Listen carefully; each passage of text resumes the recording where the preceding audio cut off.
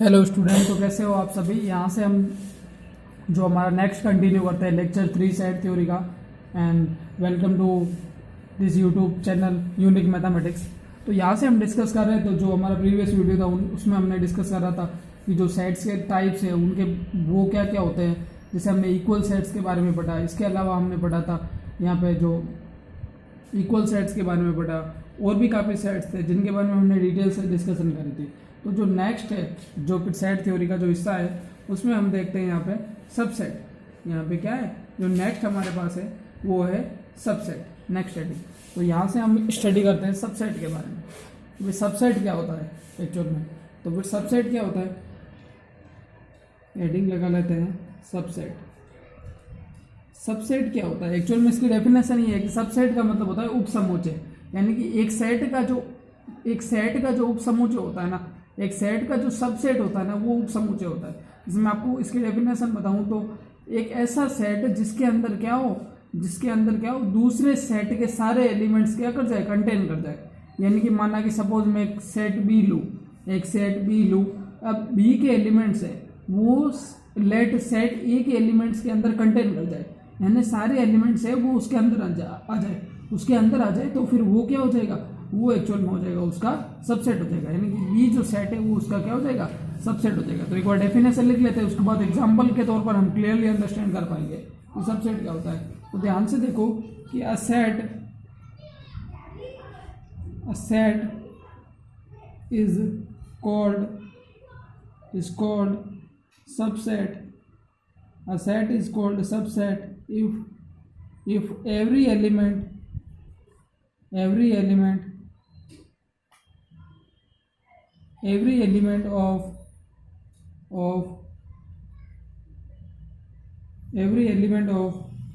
this set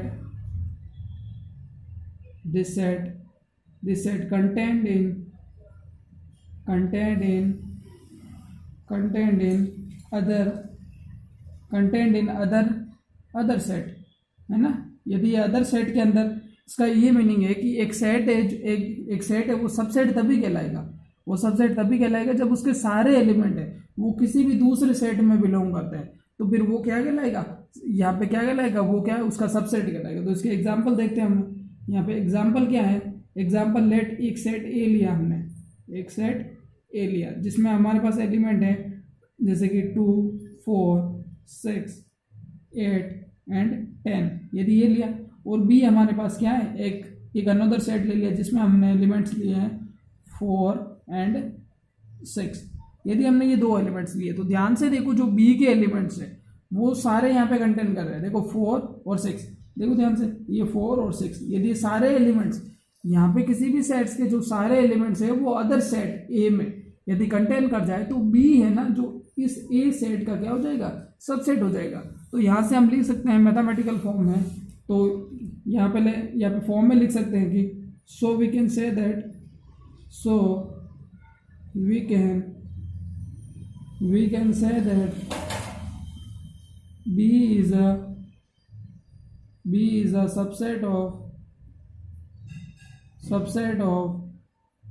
B is a subset of set A।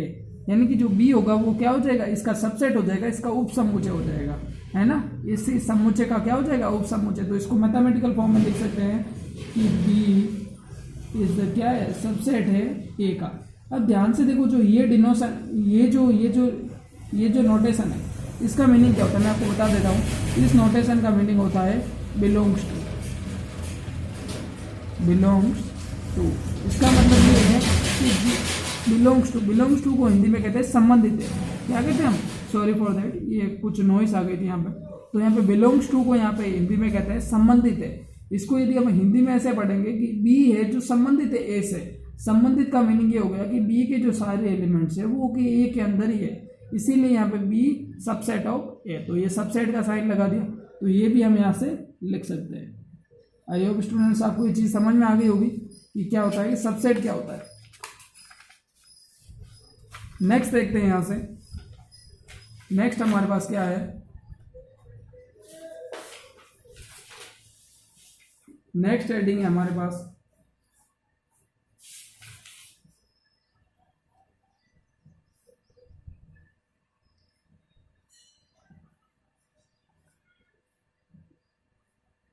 अब यहाँ पे नेक्स्ट हेडिंग है subset of set of real number. यहाँ से देखो कि सबसेट ऑफ, जो नेक्स्ट हेडिंग है हमारे पास, यहाँ से देखो subset of set of real number. अब यहाँ पे subset of set of real number, इसका क्या मीनिंग हो गया? इसका ये मीनिंग हो गया यहाँ पर कि वो सारे सेट है, यानी कि रियल नंबर के कौन कौन से सबसेट होंगे। तो मैं आपको थोड़ा सा डिटेल में बता दूं कि रियल नंबर एक्चुअल में क्या होते हैं। जो माइनस इनफाइनाइट थे से प्लस इनफाइनाइट होता है। इसका मतलब ये है कि जो सारे नंबर्स हैं वो रियल नंबर के अंदर कंटेन कर जाएंगे, चाहे वो क्या हो, डेसिमल नंबर हो, चाहे वो दशमलव में हो, चाहे वो रेशनल हो, इरेशनल हो, है ना, जो परिमेय हो, अपरिमेय हो, या पे जो पूर्णांक हो, वो सारे आ जाएंगे रियल नंबर में। तो इसका मतलब क्या है, जो सारे अदर जो टर्म्स है, जैसे कि जो नेचुरल नंबर हो गया वो भी इसके अंदर कंटेन कर जाएगा, है ना, वो जो इंटीजर है, सेट ऑफ इंटीजर है, वो भी इसके अंदर कंटेन कर जाएगा, है ना।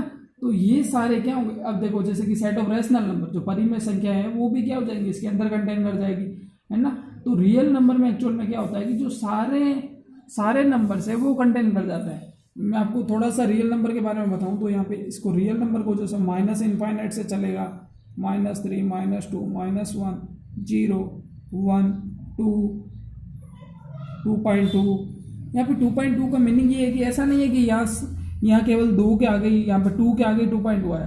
देखो सभी के अंदर, जो रियल नंबर के अंदर सारी संख्याएं बिलोंग करेगी, सारी जो होंगी ना, जो पॉइंट फॉर्म में हो, चाहे किसी भी फॉर्म में हो, तो वो सारी संख्याएं बिलोंग करेगी। तो ये कहाँ तक जाएगी, टेंस टू इनफाइनाइट की ओर। 3 डॉट है, इसका मतलब इनफाइनाइट की ओर जा रही है, ठीक है।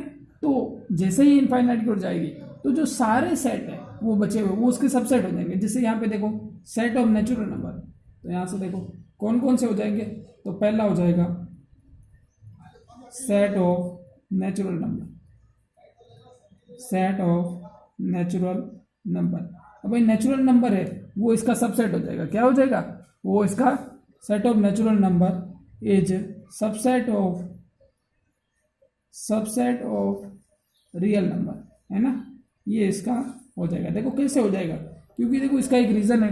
देखो सेट ऑफ नेचुरल नंबर का मतलब क्या हो गया, जैसे n को हम कैसे लिखते हैं, सेट ऑफ नेचुरल नंबर का 1, 2, 3 और टेंस टू कहाँ तक जाता है, इनफाइनाइट तक। अब सेट ऑफ रियल नंबर है, ये इतना बड़ा है, यहाँ से ये देखो सेट ऑफ रियल नंबर है, यहाँ पे सारे एलिमेंट्स कंटेन हो गए। सो यहाँ पे लिख सकते हैं कि r है, जो यहाँ पे n है वो क्या है, सबसेट है। यहाँ पे r का क्या है, n है, वो क्या है यहाँ पे सबसेट है। यानी कि जो सेट ऑफ नेचुरल नंबर है वो सबसेट है किसका है, r का। ये लिख सकते हैं यहाँ पे ऐसे यहाँ पे हम लिख सकते हैं कि जो ऐसे so we can write this,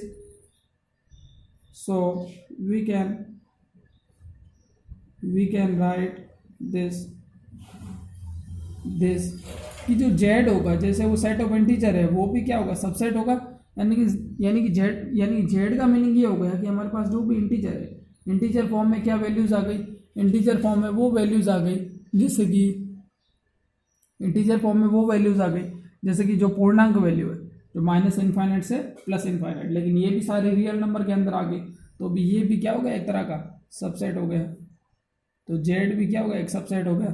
q यानी कि रेशनल नंबर है, वो भी क्या हो गया, जो यहाँ पे इसका सबसेट हो गया।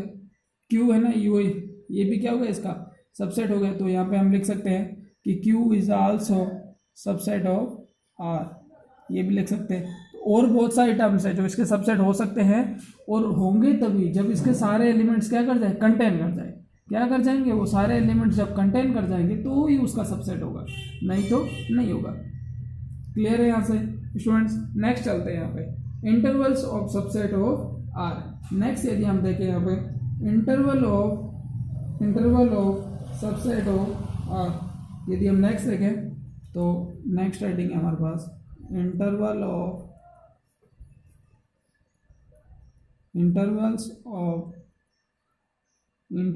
Subset of R. अब ध्यान से देखो कि जो इंटरवल होता है वो क्या होता है। तो इंटरवल का मीनिंग होता है अंतराल। तो अंतराल क्या होंगे, जैसे मैं आपको बताऊं तो यहाँ पे 4 टाइप्स के जो इंटरवल होते हैं हमारे पास। जैसे पहला तो हम यहाँ पे डिस्कस करें तो पहला हो गया क्लोज इंटरवल। क्या हो गया? Close interval. क्लोज इंटरवल में क्या आ गया हमारे पास कि जो बाउंड्री पॉइंट्स है वो भी क्या करते हैं? एग्जिस्ट करते हैं। क्या करते हैं? बाउंड्री पॉइंट है वो भी एग्जिस्ट करते हैं। जैसे कि बाउंड्री पॉइंट्स है वो भी क्या होते हैं? इंक्लूड होते हैं। यहाँ पे ये लिख सकते हैं क्लोज इंटरवल में कि बाउंड्री पॉइंट्स आल्सो इंक्लूड, यानी कि जो अंदर के एलिमेंट्स तो होंगे ही होंगे इंक्लूड, लेकिन जो बाउंड्री पॉइंट्स है वो भी आल्सो इंक्लूड होंगे। तो यहाँ पे लिखेंगे बाउंड्री पॉइंट्स आल्सो इंक्लूडेड, है ना। लेकिन जो ओपन इंटरवल होगा उसमें बाउंड्री पॉइंट्स हैं। ओपन इंटरवल में क्या होगा? जो बाउंड्री पॉइंट्स है वो एग्जिस्ट नहीं करेंगे। बाउंड्री पॉइंट है वो इंक्लूड नहीं होंगे। तो यहाँ से हम लिख सकते हैं कि बाउंड्री पॉइंट्स हैं वो नॉट इंक्लूडेड, यानी कि एलिमेंट तो इंक्लूड होंगे लेकिन जो बाउंड्री पॉइंट्स है, जो वहाँ के बाउंड्री पॉइंट्स का मतलब ये हो गया जो सिरे के ऊपर जो भी एलिमेंट्स है वो इंक्लूड नहीं होंगे। क्लोज इंटरवल का कुछ एग्जांपल लें हम यहाँ पे, तो क्लोज इंटरवल कैसे लिखेंगे यहाँ पे, तो ध्यान से देखो, ये हो गया क्लोज इंटरवल।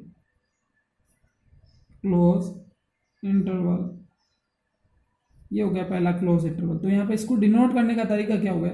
जैसे कि A B, ये यहाँ पे क्या होगा? जो बड़ा ब्रैकेट है इसमें हम दर्शाते हैं, यहाँ पे जो बिग ब्रेसेस है इसमें हम दर्शाते हैं कि जो क्लोज इंटरवल है, ठीक है ना। इसका मीनिंग ये हो गया कि जो इसके A और B के अंदर जितने भी एलिमेंट आएंगे वो तो एग्जिस्ट करेंगे ही करेंगे, उसके अलावा जो बाउंड्री पॉइंट है वो भी एग्जिस्ट करेगा। तो इसको लिखेंगे ऐसे कि लेट सपोज ये क्लोज इंटरवल है, इसके अंदर यदि मैं x से रिप्रेजेंट करूँ, है ना, इसको यदि x से रिप्रेजेंट करूँ तो यहाँ पे क्या होगा? जो A है यहाँ पे less than equal to x, less than equal to b। इसका मतलब ये है कि लेस देन इक्वल का मतलब क्या? A साथ में शामिल है। और यहाँ पे क्या होगा? लेस देन इक्वल b, इसका मतलब ये होगा कि b भी है ना शामिल है, तो इसको यानी इंक्लूड है। तो क्लोज इंटरवल में क्या होगा? ये सारी चीज़ें होगी वो इंक्लूड होगी, तो उसे हम क्या पढ़ेंगे? Close interval. नेक्स्ट पढ़ते हैं हमारा जो ओपन इंटरवल।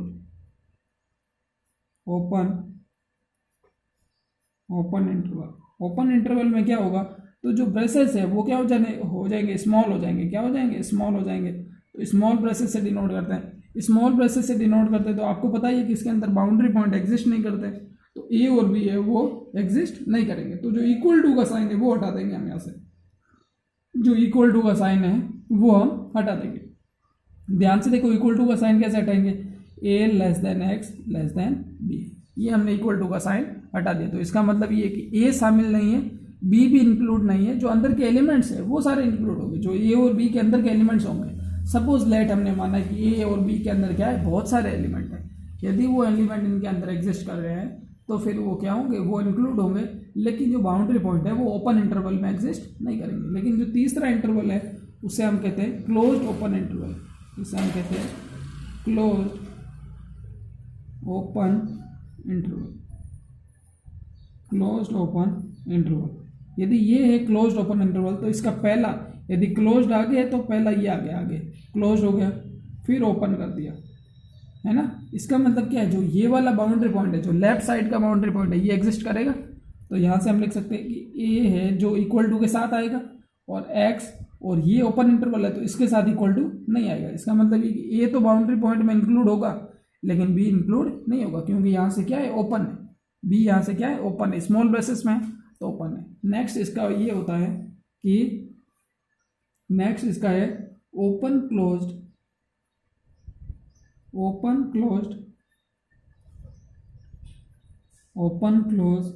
इंटरवल। यदि ओपन क्लोज इंटरवल की बात करें यहाँ पे, ओपन क्लोज इंटरवल में क्या होगा एक्चुअल में कि जो ओपन क्लोज इंटरवल है उसमें हम यहाँ से ये देखेंगे कि जो आगे का जो होगा वो तो होगा ओपन, और जो यहाँ पे जो क्लोज इंटरवल है जो इसके आगे का होगा वो हो जाएगा क्लोज। तो A होगा वो इंक्लूड नहीं होगा, तो इसके साथ इक्वल टू का साइन नहीं आएगा।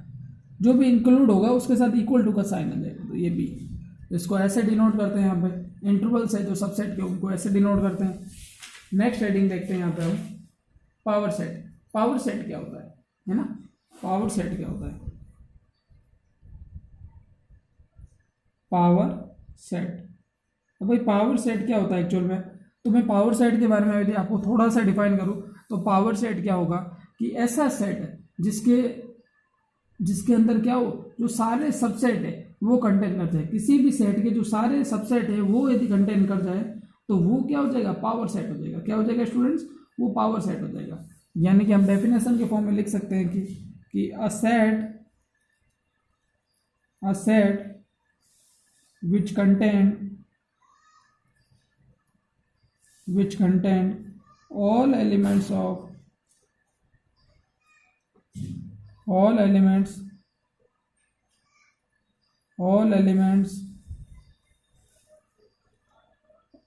subset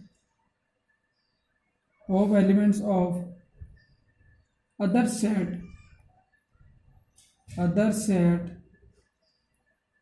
sets as subset form and it's called power set. आप ध्यान से देखो यहाँ पे कि जो एलिमेंट्स है यहाँ पे, ये सेट है जो यहाँ पे, ऐसा सेट मैं आपको हिंदी में डिफाइन कर देता हूँ कि ऐसा समुच्चय है जो क्या कर जाए? सारे एलिमेंट्स को कंटेन कर जाए। सारे एलिमेंट्स कंटेन का मतलब क्या हो गया? जो अदर सेट्स है उसके जो सबसेट के फॉर्म में जो सारे एलिमेंट्स है। मैं आपको वापस से यहाँ पे डिफाइन करूँ कि सबसेट के फॉर्म में, आप क्लियरली अंडरस्टैंड करिएगा कि जो सबसेट की फॉर्म में होंगे वो सारे क्या होंगे? वो उसके पावर सेट कहलाएंगे। सबसेट की फॉर्म में जो भी एलिमेंट्स होंगे वो पावर सेट की फॉर्म में होंगे। मैं आपको एग्जांपल देता हूँ अभी यहाँ पे एक एग्जांपल हम देखते हैं और इजीली अंडरस्टैंडेबल कर देंगे यहाँ पे। तो लेट एक सेट बी है हमारे पास जिसके अंदर दो एलिमेंट्स है 1, 2। यदि ये दो एलिमेंट्स है, कर्ली ब्रेसेस में रोस्टर फॉर्म में लिखा हुआ है ये, यदि ये दो एलिमेंट्स है हमारे पास तो इसके सबसेट क्या होगा? सबसे पहले तो इसके सबसेट फाइंड करने पड़ेंगे। तो लेट सबसेट ऑफ बी, यहाँ पे लिखते हैं, लेट नहीं करना है, विच अप्लाई सबसेट ऑफ बी। यहाँ पे सबसेट ऑफ बी के क्या एलिमेंट्स आएंगे? तो देखो पहला तो 1 आ जाएगा, है ना, ये 1, फिर 2, फिर क्या आ जाएगा 1, 2, है ना, 1, 2 ये भी आ जाएगा। और अगेन क्या हो जाएगा 5 को भी इंक्लूड करेंगे ना।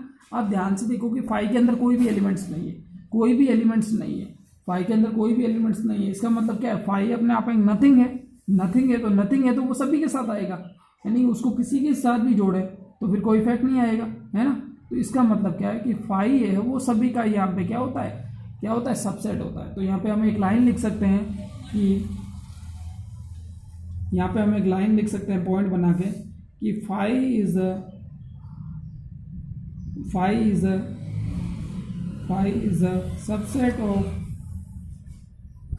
subset of all sets, यानी कि 5 है जो सभी का सबसेट होगा। अब ध्यान से देखो कि हमने इसके सबसेट लिख लिए। यदि हमने इसके सारे सबसेट लिख लिए हैं तो फिर ये क्या कहलाएगा? सारे सबसेट लिख लिए यहाँ पे, तो ये क्या कहलाएगा? हमारा जो सेट ऑफ बी है वो इसका क्या कहलाएगा? पावर सेट कहलाएगा। यदि मैं इसको ऐसे लिखूँ तो पावर सेट, तो यहाँ पे मैं यदि पावर सेट ऑफ बी क्या लिखूंगा मैं? 1, 2 और 5। पावर सेट को हम लिखते हैं यहाँ पे पी ऑफ बी, यानी कि सेट बी का जो पावर सेट है वो क्या कहलाएगा? ये सारे, यानी कि बी के जो सारे सबसेट आ गए वो अंदर आ गए। यानी कि पहले हमको क्या करना पड़ेगा? सेट बी के सबसेट फाइंड करने। सारे सबसेट जैसे ही हमने फाइंड कर लिए वो उसका क्या कहलाएगा? पावर सेट कहलाएगा। क्या कहलाएगा? पावर सेट कहलाएगा, यदि हम उसको पूरे को सेट की फॉर्म में लिख दें। क्लियर है यहाँ पे? नेक्स्ट देखते हैं। नेक्स्ट है हमारे पास यूनिवर्सल सेट।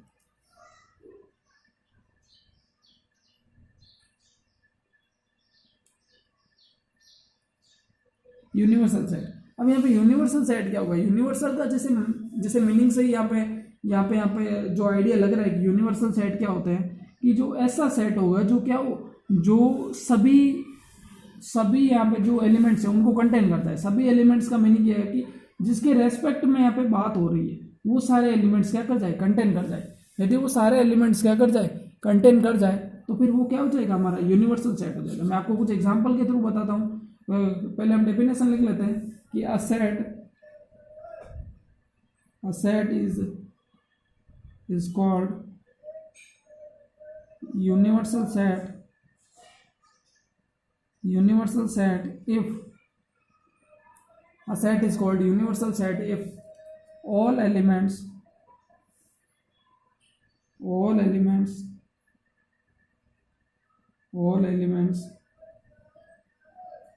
contained with